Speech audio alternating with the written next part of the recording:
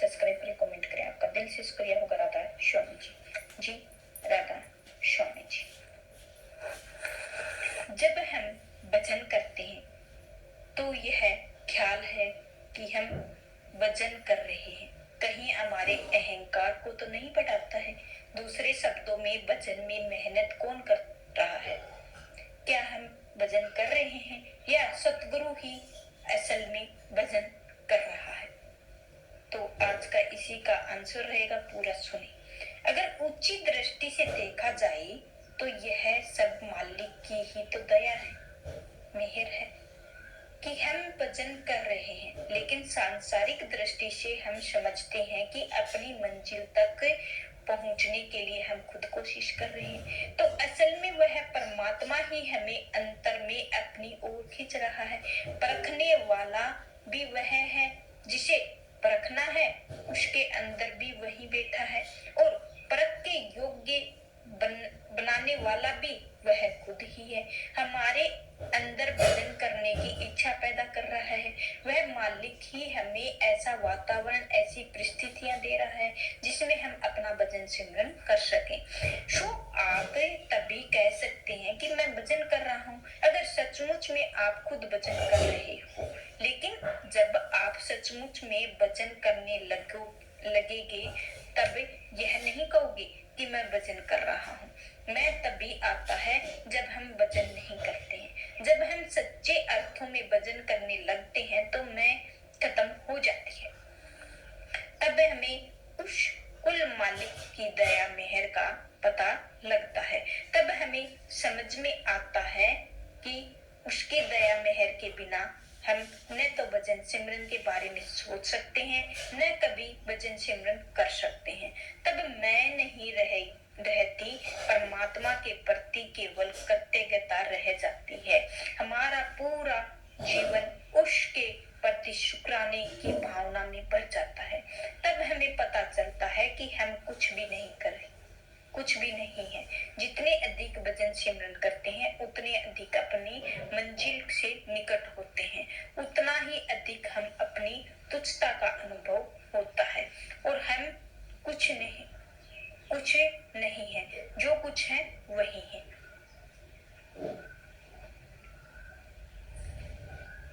सतगुरु हमें एकदम ऊपर क्यों नहीं ले जाते? हमें यह सब भजन सिमरन क्यों करना पड़ता है? तो आप कैसे जानते हैं कि सतगुरु आपको ऊपर नहीं ले जा सकते? क्या आप समझते हैं कि आपका भजन आपके ऊपर की ओर ले जा रहा है?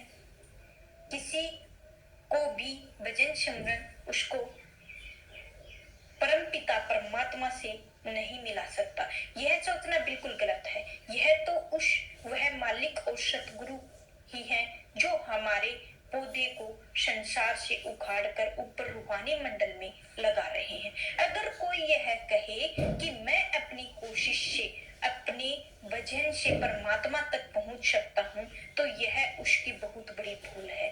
मैं हर रोज यही समझाने की कोशिश करती हूँ कि वह कुल मालिक खुद ही हमारे अंदर हम अपना प्यार और अपने से ही मिलने का शौक पैदा करता है। जब तक परमात्मा खुद हमारे अंदर प्रेम का बीज नहीं बोता, हमें कभी उसका ख्याल भी नहीं आता। यह बीज वह खुद ही बोता है, फिर वही हमें ऐसा वातावरण, परिस्थितियों और हालत में देता है। उसके प्रति हमारा प्रेम और भक्ति दृढ़ हो सके, हमें वापस मालिक के पास जाने का मार्ग और विधि का पता चलता है। फिर हमारे सच्चे मार्ग दर्शक या सतगुरु से मिलाप होता है, जो हमें वापस उस परमात्मा तक ले जा सकता है। सब कुछ वह प्रभु खुद ही कर रहा है। हम क्या कर रहे हैं? अगर हम केवल अपने ही बल पर मालिक से मिलाप करने की कोशिश कर रहे हैं तो कभी सफल नहीं हो सकते हैं। उसके बिना उसकी दया, उसके पास पहुंचने का सवाल ही पैदा नहीं उठता है। बिना उसकी दया हमारे अंदर कभी परमात्मा का ख्याल तक पैदा नहीं हो सकता है। हमारा भजन सिमरन हमें परमात्मा तक नहीं ले जा रहा, परमात्मा ही सतगुरु के जरिए हम वापिस अपने पास ला रहा है। बाइबल सेंट जॉन ने गाथा में इजरत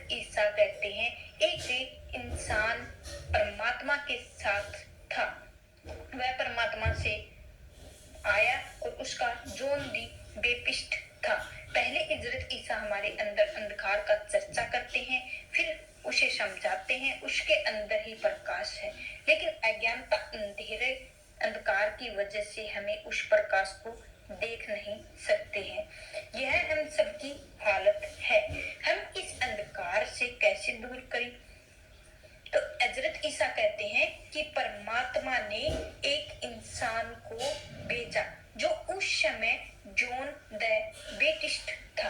परमात्मा ने अपने स्तर, हमारे स्तर और मनुष्य के चोले को उसको भेजा ताकि हमें पता सके कि यह अंधकार का पर्दा कैसे दूर किया जा सकता है।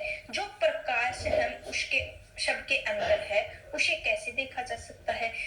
जब तक परमात्मा कोई ऐसी हस्ती मनुष्य चोले में हमारे सतर पर नहीं भेजता, जब तक वह हमें अंधकार को दूर करने का उपाय नहीं बताता, तो तब तक प्रकाश को नहीं देख सकते हैं। जब तक अंतर में उस प्रकाश की चर्चा नहीं देखते हैं, अमर जीवन और मुक्ति प्राप्त नहीं कर सकते हैं। गुरु अर्जुन देव जी कहते हैं, साध रूप अपना तनु धारिया, महाअग्नि ते आप उबारिया। वह प्रभु जीवों को संसार रूपी अग्नि के सागर में उबालने के लिए साध संतों का रूप धारण करके संसार में आता है। पलटू साहिब कहते हैं, संत रूप अवतारे आप हरिधर के आए, भक्ति करे उपदेश जगत को राह चलाए। यही भाव स्वामी जी महाराज प्रकट करते हैं। राधा स्वामी धरा नर रूप जगत में, गुरु होए जीव चिताए।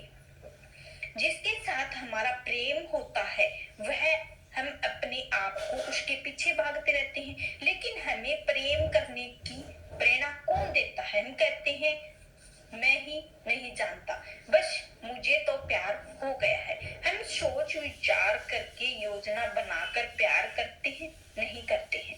जब प्यार हो जाता है तो अपने आप प्रियतम के पीछे भागना शुरू हो जाता है। न तो प्यार करने से कोई यत्न करना पड़ता है, न ही प्रियतम के पीछे दौड़ने के लिए। अंतर में कुछ ऐसा होता है जो आपको प्रेम करने के लिए प्रेरित करता है। आप प्रेम में मजबूर हो जाते हैं।